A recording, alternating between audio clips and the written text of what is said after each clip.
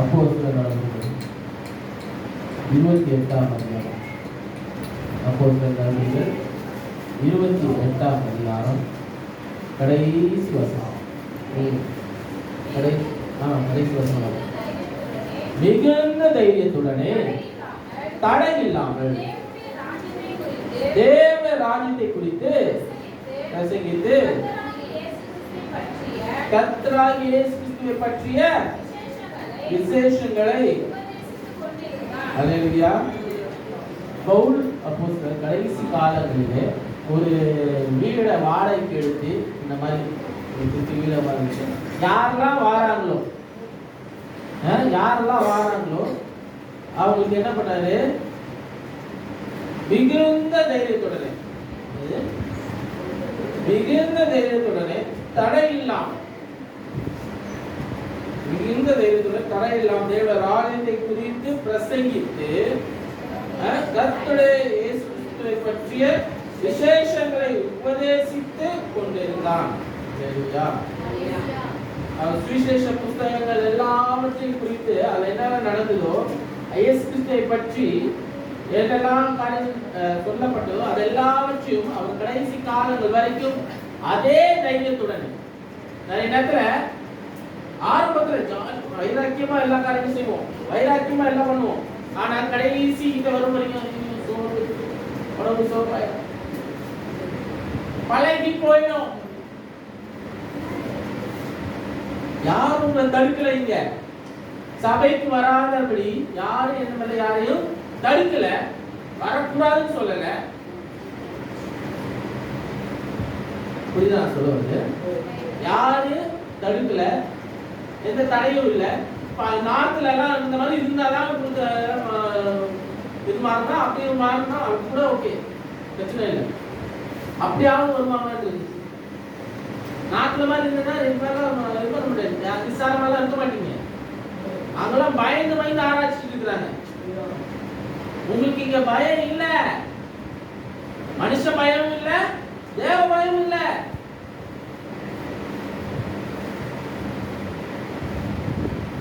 உங்களுக்கு தடை நீங்க தான் போடுறீங்க, வேற எதுவுமே இல்ல. உங்க ஆசீர்வாதத்துக்கு தடை வேற யாரும் போடுறது? நீங்க தான் போடுறீங்க. உங்க வளர்ச்சிக்கு தடை யாரு? நீங்க தான், பிசாசு கிடையாது. அவனுக்கு வல்லமை கிடையாது. மதி மயங்கி போய் இருக்கிறோம். நிலைமை மாறணும், சூழலை மாறணும். நமக்கு உரிய ஆசீர்வாதம் வேற எங்கேயாவது போயிடும். அதுதான் நடக்கும். உங்ககிட்ட இருந்து பிடிங்கி வேற யாருக்காவது ஆண்டவர் என்ன கொடுத்துருவாரு. பவுல் அப்போஸ்தலர் சொல்றாரு, அவரோட வாழ்க்கை கடைசி முடிய வரப்போகுது. இன்னும் கொஞ்ச நாள்ல அவருக்கு தலை வெட்டப்பட போறோம், சிறைசேதம் பண்ண போறாங்க. ஆனாலும் அவருக்கு தெரியும் என் வாழ்க்கை கடைசி வரைக்கும் இருக்க மாட்டேது. ஆனா கடைசி வரைக்கும் அவர் என்ன பண்ணாரு? தைரியமா என்ன பண்ணாரு? பிரசங்கித்தார். தைரியமா இயேசுவை பிடித்து கொண்டார். இருக்கிற நிலையிலும் சும்மா இல்ல, விலங்கினத்துல சும்மா இல்ல. அவருக்கு தடை போடுறதுக்கு யாரும் இல்ல. தடை இருந்தது. எவ்வளோ காரியங்கள் சொன்னாங்க, ஒரு முறை அவரை அடிச்சு நல்லா இது பண்ணிட்டு குத்தியும் கொலையும் போட்டாங்க. செத்துட்டாப்பா அப்படின்னு போட்டாங்க. திரும்பி என்ன பண்றாரு? எதுவும் ஆகாத மாதிரி தட்டி கழிச்சுட்டு போயிட்டு திரும்பி அதே இடத்துல போயிட்டு பிரசங்கம் பண்ணி இருக்கிறார். சிறைசாலையில போட்டாங்க, பவுலிசியாவை சிறைசாலையில போட்டாங்க.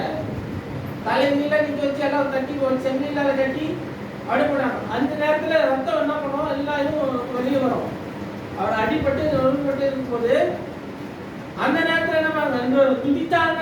தேவனை சிறைசாலையே அசைக்க முடியாம ஆண்டவர் செய்யறாரு. இதெல்லாம் எப்படி முடியும்? அவங்க இருக்க முடியும். உங்களை அது மாதிரி பண்ணாதான் முடியுமா? தெரியல. அந்த நிலைமை உங்களுக்கு எல்லாம் வந்தாதான் மாறுவீங்களா தெரியல. அந்த விசாரத்தை நம்ம விட்டு நீக்கி போடணும், நிர்விசாரத்தை நீக்கி போடணும். எவ்வளவு காலங்கள் நான் நெஞ்சில போட்டு அடிச்சுக்கிறதுன்னு தெரியல எனக்கு. எங்க அப்பா சொல்லி கருதி போயாச்சு. குட்டி போது அவர் வந்து இது பண்ணி போயாச்சு. எங்க அம்மா வந்து 17 வருஷமா அவங்களும் முட்டி போடி அவங்க லைஃப்பும் முடிஞ்சிச்சு. நான் எத்தனை வருஷம் இருக்கிற போது எனக்கு தெரியாது. அங்கிருந்து இன்க்ரீஸ் ஆகல, டிக்ரீஸ் தான் இருக்குது.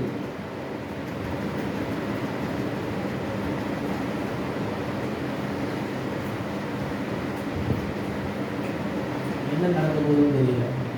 இந்த உலகத்துல என்ன ஆண்டு எவ்வளவு இருப்பாருன்னு தெரியாது, எவ்வளவு காலங்கள் என்னோட ஊழியர்களுக்கு தெரியாது. ஆனா நான் கடைசி வரைக்கும் நான் என்ன பண்ணுவேன், உண்மையா இருக்கணும். நான் இருக்கேன், எனக்கு ஒரு ஆத்மா இருந்தா கூட உண்மையா இருக்கணும். எனக்கு அதுதான் வேணும். நான் அடிக்கடி சொல்ற காரியம் 4 பேர் தான் பண்ணுவோம். காரணம் என்னன்னா, உண்மையா இருக்கிறவங்க இப்போ 4 குடும்பம் தான் இருக்கு உண்மையா நம்ம சபையில இருக்கோம். அது 4 குடும்பமா தான் உண்மையா காரியம் செய்யும். எல்லாம் தொடர்ந்து காரியங்கள் வராங்க, எல்லா ஊழியத்திலும் கலந்து கொள்றாங்க. உண்மையா இருக்கும்போது அவங்களுக்கு ஆசீர்வாதம் வருது. அவங்க சொந்தங்கள் வாங்குறாங்க, அவங்களுக்கு ஒரு நிலை மாறுது, அவங்களுக்கு ஒரு காரியங்கள் அடுத்தடுத்து நிலைக்கு போறாங்க. ஏன் அவங்களால முடிஞ்சு உங்களால முடிய மாட்டேங்குது? தடை ஏதாவது இருக்கா? சூழ்நிலை சரியில்லை, நேரம் இல்லை, நேரம் கொடுக்க முடிய மாட்டேங்குது. ஆண்டுக்கு நேரம் கொடுக்க முடிய மாட்டேங்குது. ஜபத்துல அவங்க சொல்றேன், தினைக்கு ஜபம் இருக்குது. 9 வரைக்கும் ஜபம் இருக்குது. வர சொல்றேன், வராங்க, 3 நாள் வர மாட்டேங்கிறாங்க, திருப்பி அப்புறம் வராங்க. நிறைய பேர் வரவும் மாட்டேங்கிறாங்க. சனிக்கிழமை தினைக்கும் பிரேயர் இருக்கும், எல்லா சனிக்கிழமையும் பிரேயர் இருக்கும். சனிக்கிழமை எல்லாம் வர்றது இல்லை, எல்லா சனிக்கிழமையும் ஃபாஸ்டிங் பிரேயர் இருக்கும்.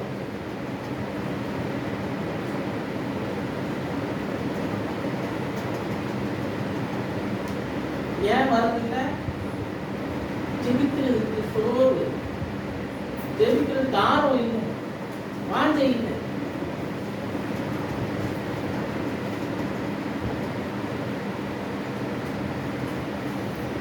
தடைகளை குறித்து நான் பேசுறேன்.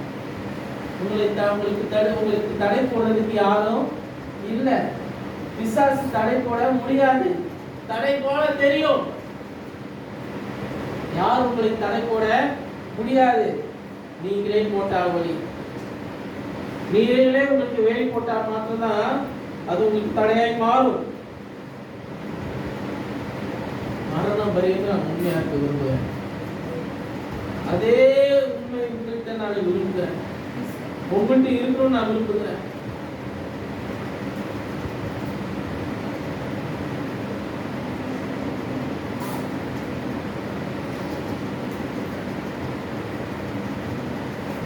ஏன்னா அதே ஆதி திருச்சபையில சபை உருவாயிருந்த நேரத்துல அந்த துன்புறுத்தல் இருந்தது, ஏளனம் இருந்தது, தொல்லைகள் இருந்தது, எல்லாம் இருந்தது. அப்போஸ்தலர் 2ஆம் அதிகாரம் 13ஆம் வசனத்தை நீங்க வாசித்தீங்கன்னா, ஒரு ஏளனமாய் காரியங்களை பேசிட்டு இருக்கிறவங்க இருக்கிறாங்க. 2:13 அப்போஸ்தலர் 2:13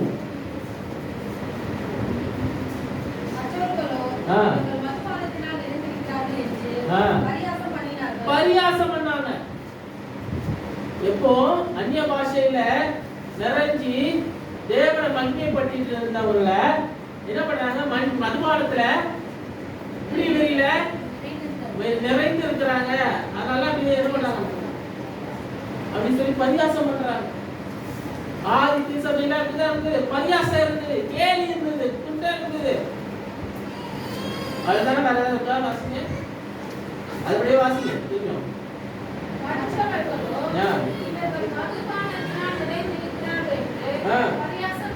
பரியாசம் பண்ணார்கள். அப்போ அது அது பரியாசத்துக்கு விளைவு என்ன தெரியுமா? அது பரியாசத்தை அவங்க ஏற்றுக்கிட்டாங்க. அந்த வருஷத்தை வாசிக்கிற 14ஆம் வருஷத்துல அப்பொழுது பேதுரு 11 புறப்பட்டு அவர்களை நோக்கி உரத்த சத்தமாய் எருசலேமில் வாசம் பண்ணுகிற ஜனங்களே, நீங்கள் எல்லாரும் என் வார்த்தைக்கு செவி கொடுங்கள். இப்ப பிரசங்கம் பண்ண தொடங்குறாரு. யாரு? பேதுரு தைரியமாயிடுச்சு, பிரசங்கம் பண்ண தொடங்குறாரு. அது வரைக்கும் சைலண்டா இருந்த வரைக்கும் வந்து அவங்க பேச அவங்க மார்க் பண்ண ஆரம்பிச்சிட்டாங்க. மார்க்கிங் ஏளனமா பேச ஆரம்பிச்ச உடனே இப்போ அவருக்கு இதே தாங்க முடியல. பேதுரு எழுந்து என்ன பண்ண பிரசங்கம் பண்ண தோண முதல் ரிசல்ட் என்ன தெரியுமா? 3000 பேர் ரட்சிக்கப்படுறாங்க. 41ஆம் வசனத்தை வாசிங்க. அது அந்த ஏளனத்துக்கு விளைவு என்ன? 41ஆம் வசனம்.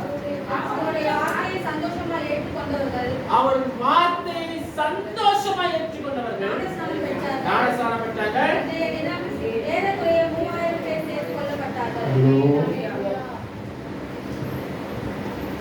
ஏளனம் இருக்கும்போது, தேவையில்லாத பேச்சு இருக்கும்போது, உண்மையா அதுக்கு எதிர்த்து நிற்கும் போது அதோட விளைவு எத்தனை பேரு?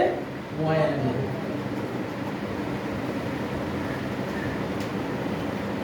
நமக்குள்ளாலே ஏளனம் பண்ணிட்டு, நமக்குள்ளாலே இது பண்ணிட்டு, வார்த்தையும் கேட்காம, வார்த்தை கேட்டவர்கள், அதான் சொல்லப்பட்டது. அது என்ன சொல்லப்பட்டதுல? அந்த வார்த்தையை ஏற்றுக்கொண்டவர்கள். வார்த்தை கேட்கறதுக்கு வர்றதுக்கு முடிய மாட்டேங்குதுங்க. அந்த தாகம் இருக்க மாட்டேங்குது. தாகம் ஒண்ணுமே தண்ணியில என்ன பண்ணுவேன்? ஊற்றுவேன். அபார்த்த வெளியில் 6 நேரம் வர பண்ணுவேன். காரணம் என்ன? தேவை இருக்குது அவங்களுக்கு. அந்த ஆர்வம் இருக்குது, அந்த வாஞ்சை இருக்குது சபைக்கு வர்றதுக்கு. வார்த்தையை தேடி வரணும், ஆண்டவரை தேடி வரணும். நிலை மாறணும்னா, சூழ்நிலை மாறணும்னா ஆண்டவரை பிடிச்சு கொள்ளணும். வேற எதுவும் தேவையில்லை. உங்க தேவைக்காக இப்ப ஏதாவது கடன் பிரச்சனை, வேற ஏதாவது காரியங்கள் வரும்போது மாத்திரம் என்ன வந்துருவாங்க. எங்க வருவாங்க தெரியாது. அப்ப மாத்திரம் வருது. இல்லைன்னா திருமணம் எடுக்கும் போது அவங்க கல்யாணத்துக்கு ஏதாவது பண்ணா பாஸ்டர் வந்து நடத்தி கொடுங்க, பாஸ்டர் இது பண்ணுங்க, பிள்ளைங்க ஞானஸ்நானம் கொடுங்க, இது பண்ணுங்க. அந்த நேரத்துல வருது. அடுத்தது டெத்துக்கு, மரணத்துக்கு, பாஸ்டர் நடத்தி கொடுங்க பாஸ்டர். நானும் பண்ணி வச்சிருக்கிறது. வேற என்ன பண்றது? பண்ணலன்னா அது ஒரு பிரச்சனை ஆயிடும். என்ன பண்றது? ஏளனமா தான் இருக்குது. சபையை சீரியஸா எடுத்துக்க தெரிய மாட்டேங்குது.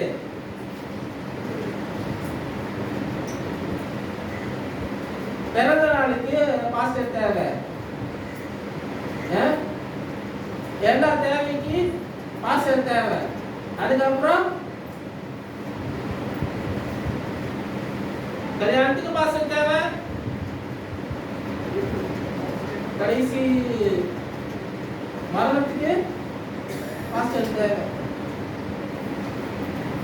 ஏதோ அக்கேஷனுக்கு யூஸ் பண்ற மாதிரி என்ன பண்றாங்க?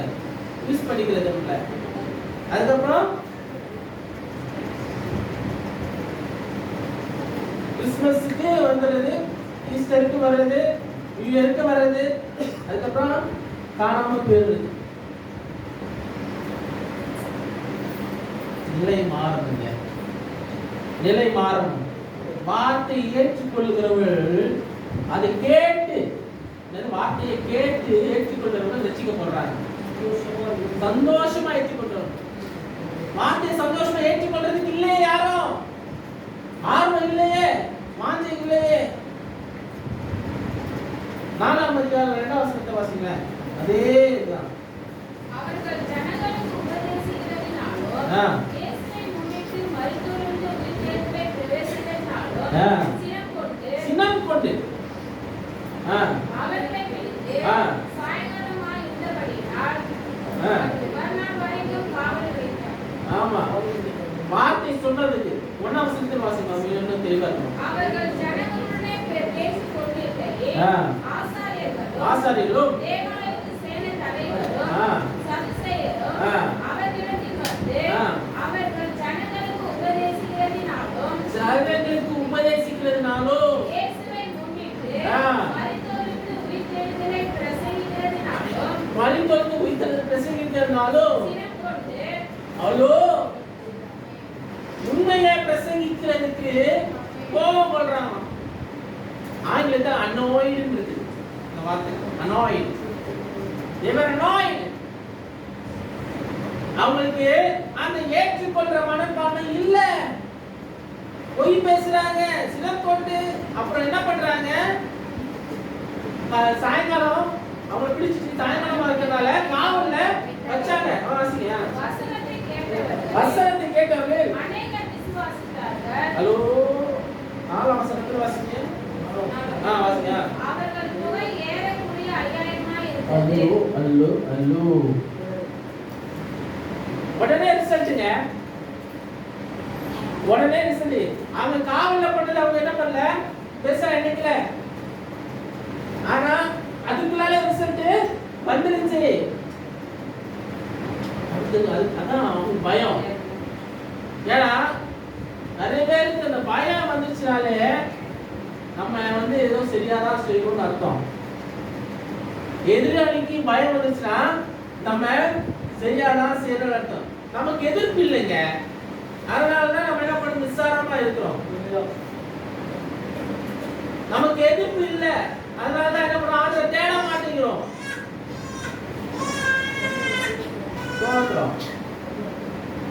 எதிர்ப்பு இல்ல, ஜாலியா இருக்கிறோம். அடுத்த காரியங்கள்ல நம்ம ஜாலியா நான் வேலை கூட நான் அப்படின்னு விட்டு இருக்கிறதுனால என்ன நடக்குது,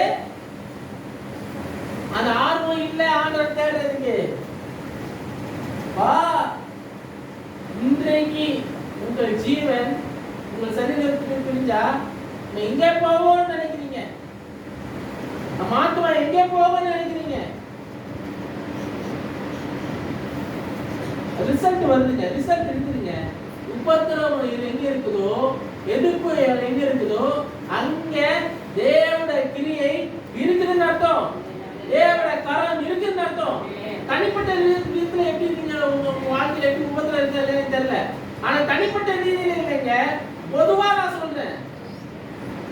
தனிப்பட்ட ரீதியில் உபத்திரம் இருக்கும்போது அது மாற்றுறார் ஆண்டவர். அது தனிப்பட்ட உபத்திரவங்கள் நீங்களாவே வரவச்சுக்கிறது, அது ஒரு பக்கம். உங்களுக்கு தனிப்பட்ட ரீதியில பிரச்சனை வருதுன்னா, கடன் பிரச்சனையா இருக்கட்டும், இல்ல வேற ஏதாவது காரியங்களா இருக்கட்டும், ஏன் வருது, நீங்க வாங்குங்க. நீங்களாவே தான் என்ன பண்ணிருக்கீங்க, செஞ்சிருக்கீங்க. அதில் போய் நீங்க தான் விழுந்திருக்கீங்க. அந்த சூழ்நிலைக்குள்ள மாட்டிக்கொண்டது நீங்க தான். ஆண்டவர் உங்களை மாட்ட சொன்னாரா, கடன் வாங்க சொன்னாரா? யாரு தீர்மானம் எடுத்தது? கடன் வாங்கணும் தீர்மானம் எடுத்தது யாருங்க? வாயில வராதே. அப்ப அதுக்கு இது தரது யாரு? நீங்க தான் பண்ணணும். அதுக்கு நீங்க கொடுக்கணும், நீங்க தான் தரணும். அப்ப என்ன பண்றோம், ஆண்டவரே இந்த மாதிரி பிரச்சனை மாற்றி போடுறோம். ஆண்டவரே அப்பதான் உபவாசம் இருக்கு, 30 நாள் உபவாசம், 40 நாள் உபவாசம், அப்படியே வருத்தி ஜெபிக்கிறது, தொடர்ந்து இது பண்றது, பாசிங் இருக்குது, எல்லாம் பண்றது. உங்களுக்கு அந்த பிரச்சனை வராம இருக்குன்னா நீங்க வாங்காம இருக்கணும். அல்லேலூயா. கடன் வாங்காது இருப்பாயான்னு இருக்குது.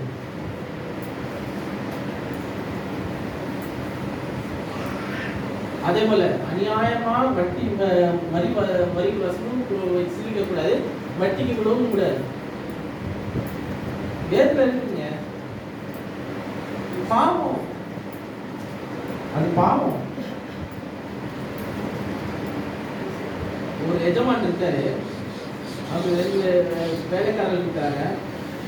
எஜமானோட வேலைக்காரர் எஜமானுக்கிட்ட கடன் வாங்கியிருக்காரு. கடன் வாங்கியிருக்காரு. அது கடனை அவரால் என்ன பண்ண முடியல, அடைக்க முடியல. நல்ல எஜமானு அவர் என்ன பண்ணாரு, அந்த கடன் அவருக்கு மன்னிச்சிட்டாரு. அந்த கடன் வாங்கினவன் இன்னொருத்தருக்கு இன்னொருத்தருக்கு கடன் கொடுத்தான்.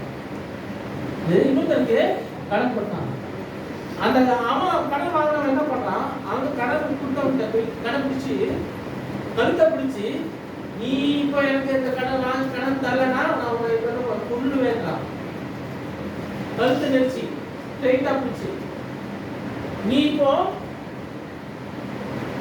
எனக்கு கடனை தரலனா, நீ இந்த வாங்க காசு தரலனா அவனை இப்பவுமே கொன்னுடுவேன். இது எஜமானு கேட்காரு,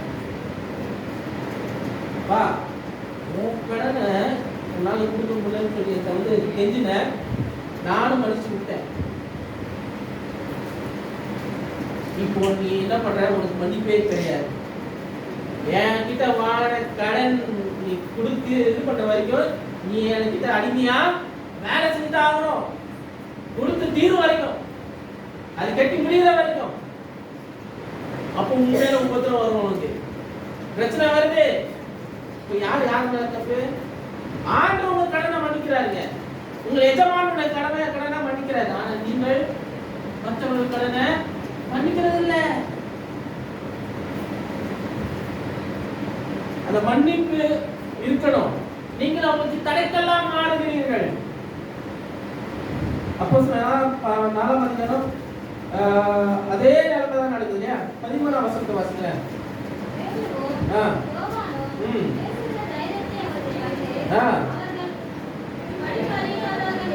படிப்பறிவில்லாதவர்கள் என்றும் அறிந்தபடியினால் ஆச்சரியப்பட்டு, அதோ அறிந்து கொண்டார், ரெகக்னிஷன், அறிந்து கொள்ளுங்க, அவர்கள் இயேசுவோடு இருந்தவர்கள். எனக்கு பேச தெரியாது பாஸ்டர், பிரசங்கம் பண்ண தெரியாது பாஸ்டர். இங்க இருக்கிறவங்க எல்லாருக்கும் 3/4 பேருக்கு படிப்பறிவு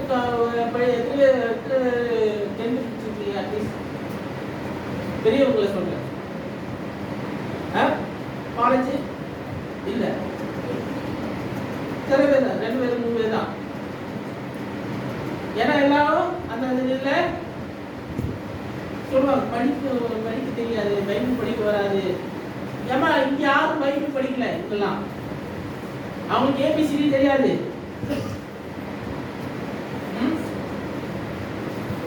ஆபேசியே தெரியாது, எபிரேய பாஷை படிக்க தெரியாது, எழுத தெரியாது. அப்படிப்பட்டவர்கள் எப்படி அறியப்பட்டார்கள்?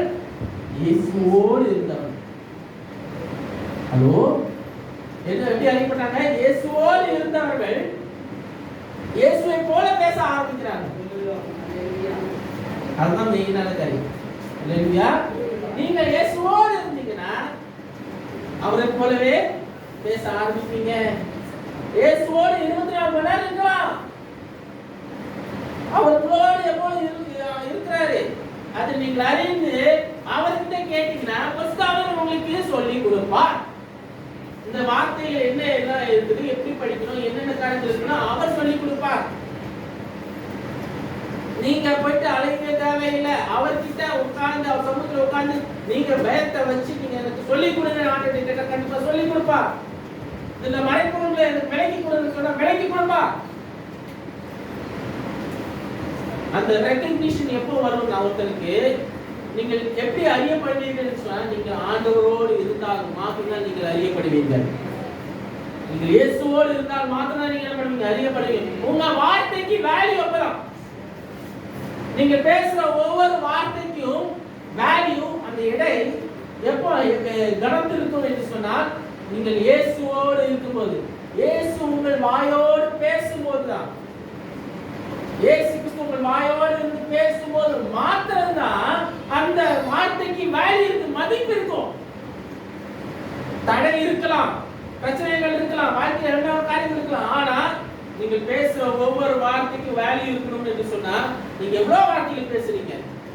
தனிப்பட்ட காரியங்கள் அதே துதிக்கிற வாய் என்னென்ன காரியங்கள் பேசுறீங்க? இந்த வார்த்தை எத்தனை கெட்ட வார்த்தை பேசுறீங்க? கணக்கே இருக்காது. இந்த வார்த்தை எவ்வளவு பாவம் செஞ்சீங்க வாயினால? கணக்கே இருக்காது. ஆனா நீங்க துதிக்கிறீங்க அதே வாயினால. அதே வாயினால ஆராதிக்கிறீங்க? ஆண்டவர் தான் பாக்குறாரு. துதிக்கிற வாயினால சபிக்க கூடாது. ஹலோ, தேவனை துதிக்கிற நாமனால கூட சபிக்க கூடாது. பிலேயாம ஆண்டோட வாயாய் அவனை பிலேயாம வைத்தார். ஹலோ, அவனை சபிக்கும்படியாக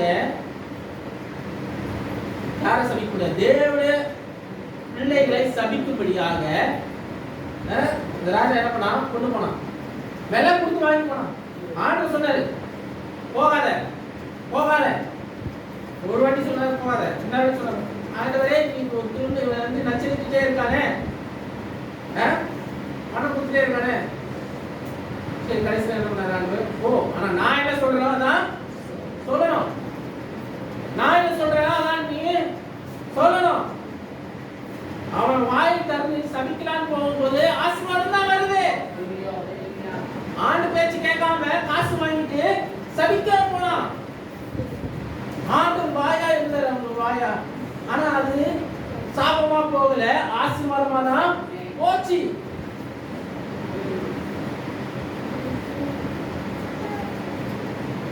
ஆசீர்வதிக்க சபிக்கிறவரை சபிப்பேன். அந்த ஆபிரகாமுக்கு கொடுக்கப்பட்ட ஆசீர்வாதம், அந்த வாக்குத்தத்தமான ஆசீர்வாதத்தை அவர் நிறைவேற்றி கொண்டுதான் இருக்கிறார், இன்னும் நிறைவேற்றுகிறார்.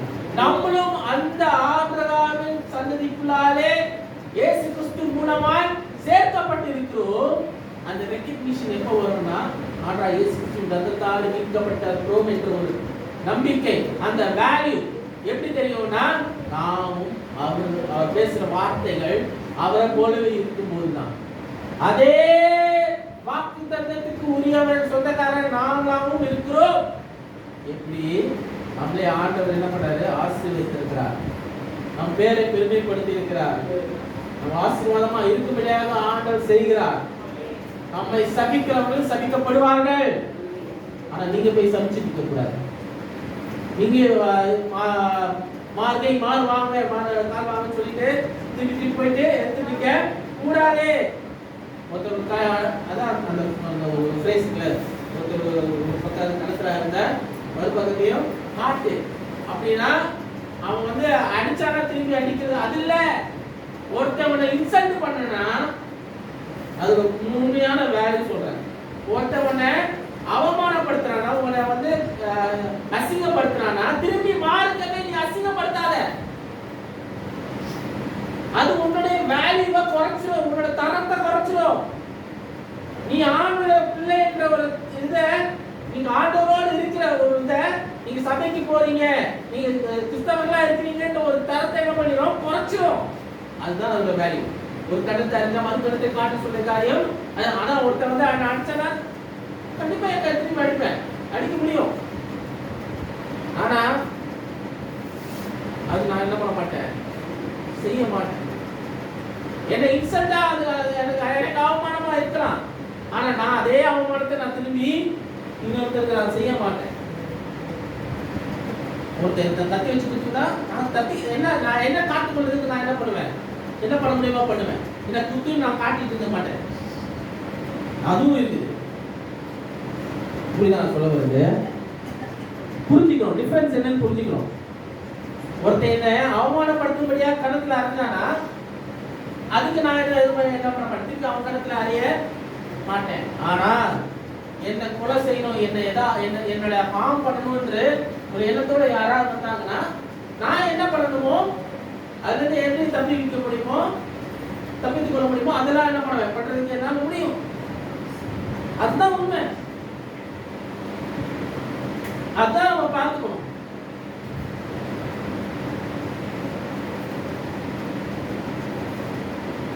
அடிச்சா திருப்பி அடிக்கணும், தப்பு இல்லை. எப்போ அடிக்கணும் தான் இருக்குது. ஒருத்தர் வந்து காயப்படுத்தணும், உங்களை வந்து கொலை பண்ணணும்ன்ற ஒரு எண்ணத்தோட வந்தாங்கன்னா நீங்க என்ன பண்ணணும், அந்த நேரத்துல ஸ்ட்ராங்கா நிக்கணும், உங்களை நீங்க காத்து கொள்ளணும். ஆனா கேவலப்படுத்தணும்னு வந்தா திரும்பி அவங்களுக்கு என்ன பண்ணாதீங்க, அந்த கேவலத்தை கொடுக்காதீங்க.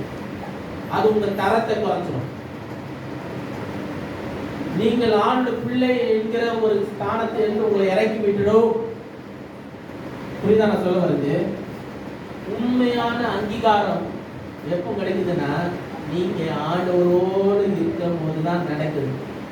நீங்க ஆண்டு பிள்ளை என்கிற அங்கீகாரம் எப்போ கிடைக்குதுன்னா உங்கள் நடத்தைகளை தான் அதை காட்டுது. நீங்க எப்படி நடக்கிறீங்க, இந்த உலகத்துல எப்படி வாழ்றீங்க, நீங்க மறுத்ததுக்கு அப்புறம் கூட உங்களை பற்றி பேசும்போது நல்லபடியா பேசுறாங்களா அதுல தெரியுது, அதுல தெரிய வரும். நீங்கள் உங்கள் அந்த லெகசியை விட்டுட்டு போறீங்க பாத்தீங்களா, அடுத்த தலைமுறைக்கு என்ன நல்ல காரியம் விட்டுட்டு போறீங்க, அதுல காட்டும் உங்களை நீங்கள் யார் என்று. 7ஆம் வசனத்தை வாசிங்க. 4ஆம் அதிகாரம் 7ஆம் வசனம். நீங்கள் எந்த வல்லமையினாலே எந்த நாமத்தினாலே, ஹலோ, அவங்க 2 பேரையும் எந்த நாமத்தினாலே நீங்க இதெல்லாம் செஞ்சீங்கன்ற நான் வாசிக்கிறேன். பேதுரு பரிசுத்த ஆவியினால் நிறைந்து அவரை நோக்கி, ஜாலத்தின் அதிகாரிகளே, இஸ்ரவேல் மூப்பர்களே,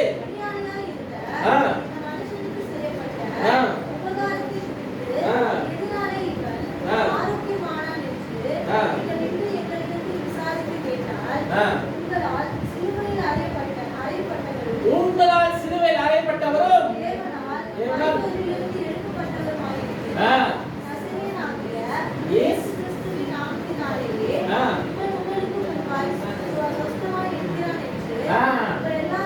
உங்கள் எல்லாருக்கும். ஹல்லேலூயா. 14ஆம் வசனத்தை வாசிங்க. சொஸ்தமாக்கப்பட்ட மனுஷன் அவர் அருகே நிற்கிறதை கண்டபடியால் வேதத்தை அவருக்கு இடமில்லாமல் இருந்தது. எங்கேயும் எதுவும் திருப்பி வாசிங்க, அந்த வசனத்தை வாசிங்க. சொஸ்தமாக்கப்பட்ட மனுஷன் அவர் அருகே நிற்கிறதை கண்டபடியால் எதுவும் பேச அவருக்கு இடம் இல்லாமல் இருந்தது. அவ்வளவு பேர் இருக்காங்க. அப்பனா அவ்வளவு கூட்டம் கூடி இருக்குது. எப்ப சாட்சி நடக்குதுன்னா உண்மையான அங்கீகாரம். அது 13ஆம் வசனத்துல அந்த அங்கீகாரத்தை பத்தி பேசினேன். 14ஆம் வசனத்துல சொல்றேன், எங்க இடமே இல்லை, நிக்க கூட இடம் இல்லை. அவன் சொத்தமானா அவன் கூட பக்கத்துல நிற்கிறான், அவங்க கூட அவர்கிட்ட பேச முடியாத அளவுக்கு ஆட்கள் நிறைஞ்சிருந்தாங்களாம். அதுதான் நடக்குது. தேவ வல்லமையும் தேவ மகத்துவமும் உங்கள் மூலமாக வெளிப்பட வேண்டும் என்று சொன்னார். அவன் பின்னாடியா இருந்தவனை ஆண்டவர் ரட்சித்தார், அவர் சுகப்படுத்தினாரு, திரும்பி முழுமையா மாற்றினாரு. தேவ வல்லமையினாலே சுகம் கிடைத்தது. சுகம் பெற்றவனே அவங்ககிட்ட பேச முடியாத அளவுக்கு எல்லாரும் சூழ்ந்துட்டாங்கன்னா அவ பாத்துக்கிறாங்க அந்த வல்லமையினாலே, தேவ வல்லமையினால.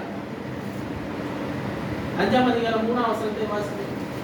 பேதுரு அவனை நோக்கி, அனனியாவே, நிலத்தின் கிளையத்தில் ஒரு பங்கை வஞ்சித்து வைத்து பரிசுத்த ஆவியானவருக்கு பொய் சொல்லும்படி சாத்தான் உன் இருதயத்தை நிரப்பினதென்ன? ஹலோ, இப்போ இங்க சபைக்குள்ளாலே சாத்தான் வந்துச்சு.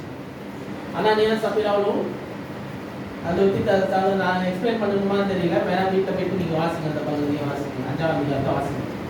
அனனியாவும் சப்ராலும் சபைக்கு ஆரம்பத்துல ஒன்னா அழகா ஜாலியா இருந்தாங்க.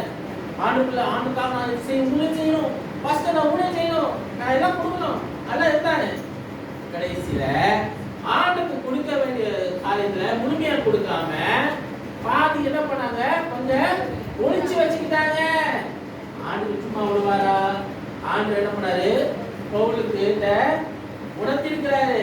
உணர்த்தும் போது நீ ஏன் வஞ்சித்து வைத்த, உனக்கு சரி ஓகே நானே எடுத்து வச்சுட்டு நீ கொடுத்துட்டு இருந்தானா அதெல்லாம் ஒரு பெரிய விஷயமே இல்லை. ஆனா ஆண்டு கொடுக்க வேண்டும்னு சொல்லி பிளான் பண்ணிட்டு ஒரு பொருத்தம் பண்ணிட்டு திருப்பி அதுல இருந்து எடுத்து பாதி வச்சு அது ஆண்டவரை ஏமாத்தினானா அதுக்குள்ள விளைவை கண்டிப்பாக சந்திக்க வேண்டும். ஆண்டவரை வஞ்சிக்க கூடாது, பரிசுத்தாவினரை வஞ்சிக்க கூடாது, உங்கள் ரசபாகத்துல வஞ்சிக்க கூடாது. காணிக்கையில வஞ்சிக்க கூடாது. தேவனுக்கு கொடுக்கிறத உண்மையா தேவனுக்கு கொடுத்துருங்க. ஊழியத்துக்கு கொடுக்கிறத உண்மையா ஊழியத்துக்கு கொடுத்துருங்க. அதுக்குள்ள ஆசீர்வாதத்தை பெறுவீங்க. உண்மையா இருந்தீங்கன்னா அதுக்குள்ள ஆசீர்வாதத்தை பெறுவீங்க. சில காரியங்கள் கொடுக்கிறதுக்கு மனம் வராததுனால வேற நேரத்துல என்ன நடக்குதுன்னா ஆசீர்வாதம் தடைப்படுது. உங்களுக்கு கொடுக்க மனம் இல்லையா, பொருத்தனை பண்ணாதீங்க. ஹலோ, இருக்கீங்களாமா? 20 தான் 30 தான் இருக்கணும். எல்லாரும் தனிக்கு தெரியுது.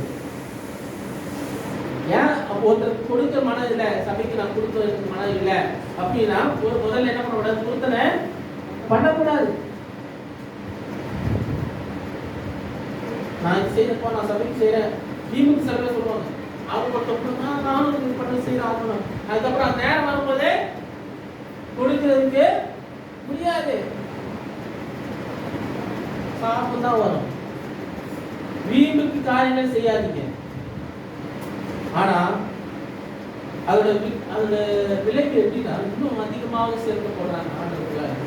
ஒன்ஸ் அந்த கிளைகள் தேவையில்லாத கிளைகள் வெட்டப்பட்டதுன்னா, அனனியா சப்பரியா மாதிரி கிளைகள் வெட்டப்பட்டதுன்னா இன்னும் அதிகமாக ஆண்டவர் என்ன பண்றாரு, சபையில ஆட்கள் சேர்க்கிறாரு. சபையில ஆட்கள் சேர்க்கணும்னா தேவையில்லாத கிளைகள் வெட்டப்பட வேண்டும். தேவையில்லாத காரியங்கள் வெட்டப்பட வேண்டும். ஆண்டவர் என்ன பண்றாரு, ஒதுக்குவார்.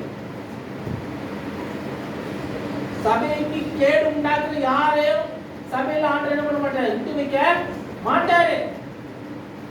14 வசனத்துக்கு நீங்க வாசிக்கிறது இன்னும் அதிகமா ஆட்கள் என்ன பண்ண செய்யறாங்க. 5:14 திரளான புருஷர்களும் ஸ்திரீகளும்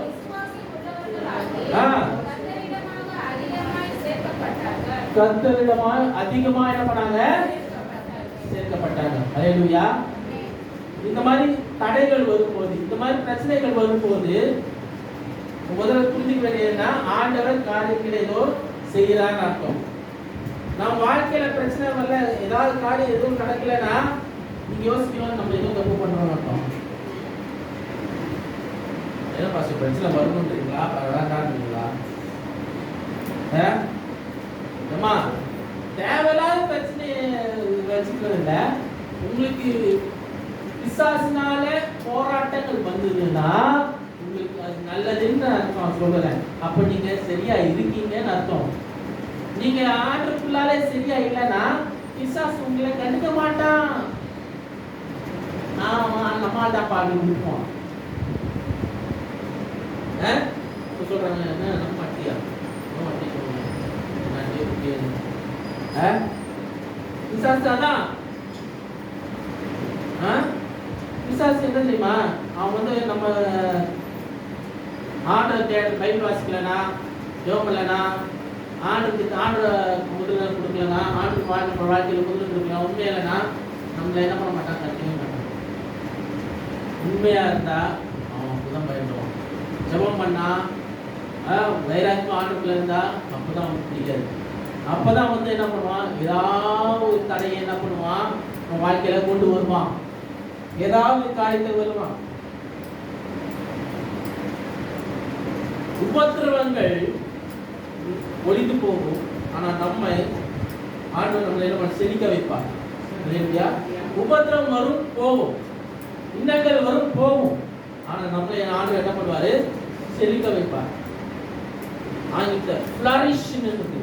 ஃப்ளரிஷ் நம்ம செழிப்பா இருந்து செய்வோம். கடைசி 28ஆம் அதிகாரத்துல 3ல இருந்து 5ஆம் வசனம் வரைக்கும் வாசிங்க. 3ல இருந்து 5ஆம் வசனம் வரைக்கும் வாசிங்க.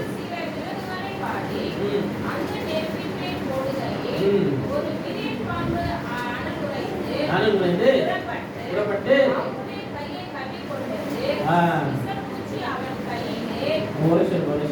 இந்த சம்பவத்தையும் அவங்க வந்து அடிமையை பிடிச்சு கொள்ள போகும்போது கப்பல்ல ஒரு சேதாரம் வந்து போய் கரை ஒதுக்குறாங்க. ஒதுங்கின உடனே அவங்க நெருப்பு ஊட்டுறதுக்காக வெறும் பவுல என்ன பண்றாரு, போடுறாரு. போடும்போது நெருப்புல இருந்து என்ன பண்றாரு, ஒரு பாம்பு என்ன பண்ணுச்சு, கொத்திடுச்சு.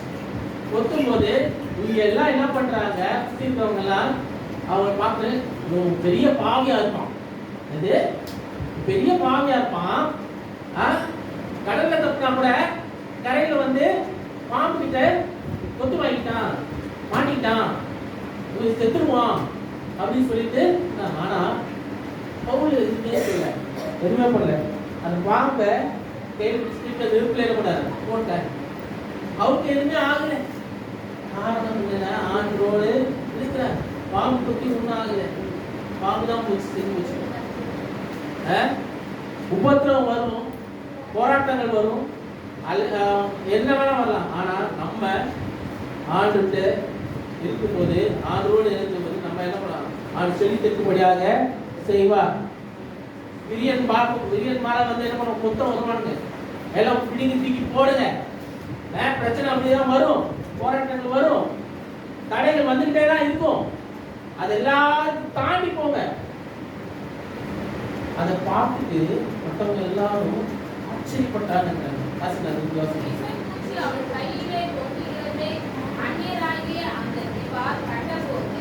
கண்டபோது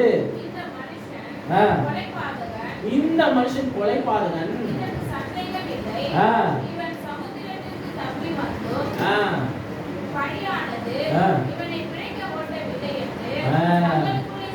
தங்களுக்குள்ளே சொல்லிக் கொண்டார்கள். அந்த பூச்சி பாம்பு கூட கிடையாது, பூச்சி, ஒண்ணுமில்லாத பூச்சி, பிசாசு ஒண்ணுமில்லாத பூச்சி, சரியா? அந்த பூச்சியில சிண்டர்ல பாருங்க, பாவம், இந்த பூச்சி பாவம். அந்த பூச்சி பூச்சி சொல்லி அழகா அவனோட உண்மையில பேரே மறந்து நல்லா இருக்கு, சிண்டர்லான்னு வராது, பாவம் அந்த பொண்ணு.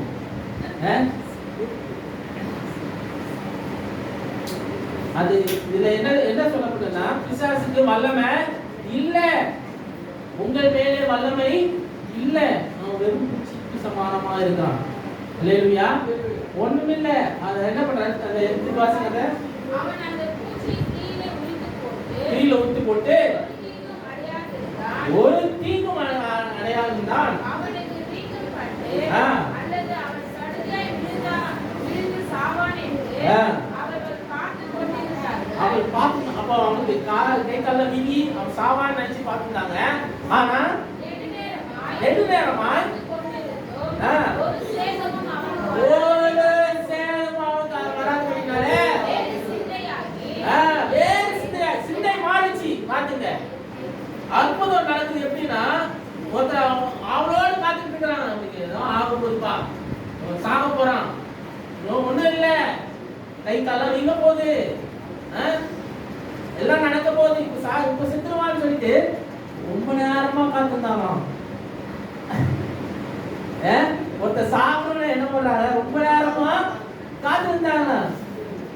அதே மனநிலையில நாங்க இப்ப மனநிலை என்ன பண்ணுறது, ஆண்டவரே மாத்தி போடுறாரு.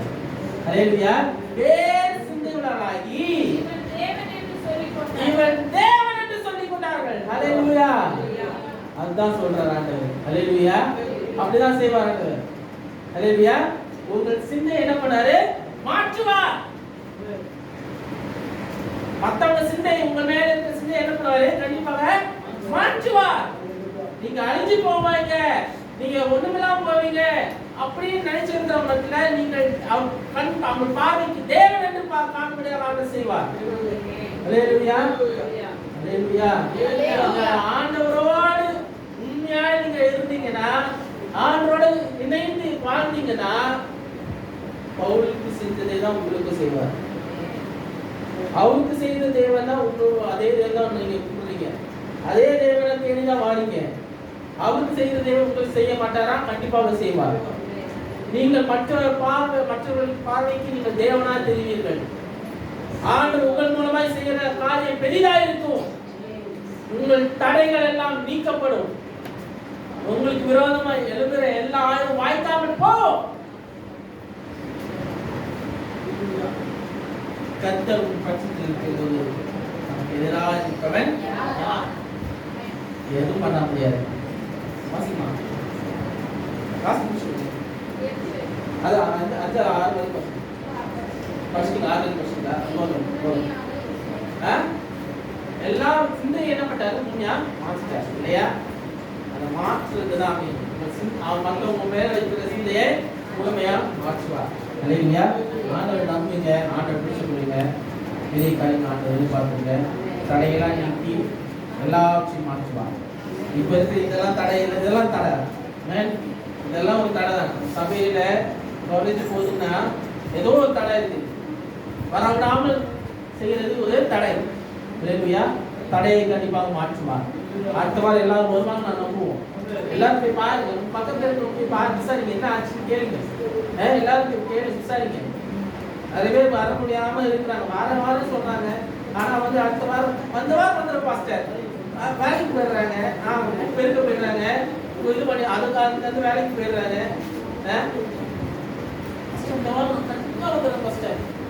அப்படின்றாங்க ஆனா அதுக்கு வாரம் பார்த்தா வரமாட்டாங்க அப்படிதான் இருக்கிறாங்க ஜனங்க சரி ஆண்டு தான் மாற்றலாம் இல்லையா நீங்க ஜெபம் பண்ணுங்க அவங்களுக்காக எல்லாரும் வேலை செய்யுங்க ஆண்டு கண்டிப்பாக மாற்றுவார் சூழ்நிலை மாற்றுவார் அந்த நாள்ல நம்ம வந்து எல்லாரும் ஏற்கத்தக்கதாக எல்லாரும் பரவ போகணும் ஆண்டு செய்யணும் அதான் எனக்கு வேணும் எல்லாரும் பரவ போகணும் எல்லாரும் உண்மையா இருக்கணும் எனக்கு அதான் வேணும் எல்லாரும் கண்டுபிடி நம்ம ஜெபிப்போம் அவங்க எல்லாருக்காரும் ஜெபிப்போம் நம்ம ஆசீர்வாதத்தால் ஜெபிப்போம் சோதனை மாண்டவர்கள் அன்பிதாவே இருக்கிறோம் சோதனைக்கிறோம் இந்த வேலைக்கான நன்றி செலுத்துகிறோம் இந்த வேலையில நீர் ஆண்டவரே எல்லாவற்றுக்கும் ஆண்டவரே நீர் எங்களோட பேசுறதுக்காக நன்றி எங்களுடைய தேவைக்காக நீர் பேசுறதுக்காக நன்றி எங்கள் தடைகள் மாறும்படியாக செய்வதற்காக நன்றி கர்த்தாவே கேட்ட வார்த்தைப்படியாக சக்திப்படியாக நீர் கிரியை செய்கிறார்கள் கூட நடத்துவீராக பெரிய காரியங்கள் செய்யுங்க பலத்த காரியங்கள் செய்யுங்க எனவே இன்றைக்கு நான் வந்து நல்லதே என்று நாங்கள் உணர்வுபடியாக செய்வதற்காக நன்றி வார்த்தைகள் பிரயோஜனமாக மாற்றி கொடுக்கிறத நன்றி கர்த்தாவே நீர் அன்றைக்கு செய்ததை இன்றைக்கு நீ செய்வீர் அன்றைக்கு மாறுதலை உண்டாக்குவீர் இன்றைக்கு மாறுதலை உண்டாக்குவீர் நீர் அந்த ஒவ்வொரு வாழ்க்கையில் மாறுதலை உண்டாக்குங்க அன்றைக்கு நீ செய்யுங்க கூட நடத்துங்க கர்த்தாவே பெரிய காரியம் செய்யுங்க பலத்த காரியம் செய்யுங்க இந்த தரம் இருந்து வழி நடத்துவதாக கர்த்தாவே மேன்மையானதை நாங்கள் எதிர்பார்த்திருக்கிறோம்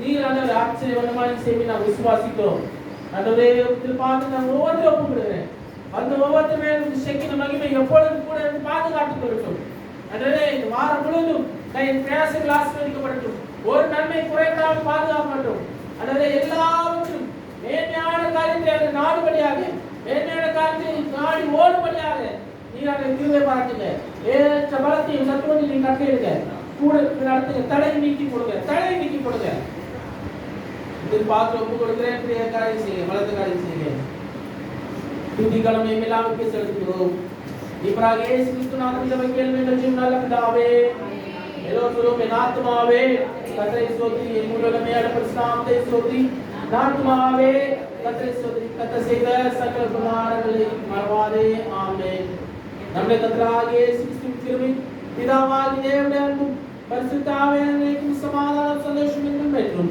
ஆண்டவராகிய இயேசு கிறிஸ்துவின் வருகை மட்டும் அனைவரோடும் இருப்பதாக ஆமென் ஆமென் பிரைஸ் தி லார்ட்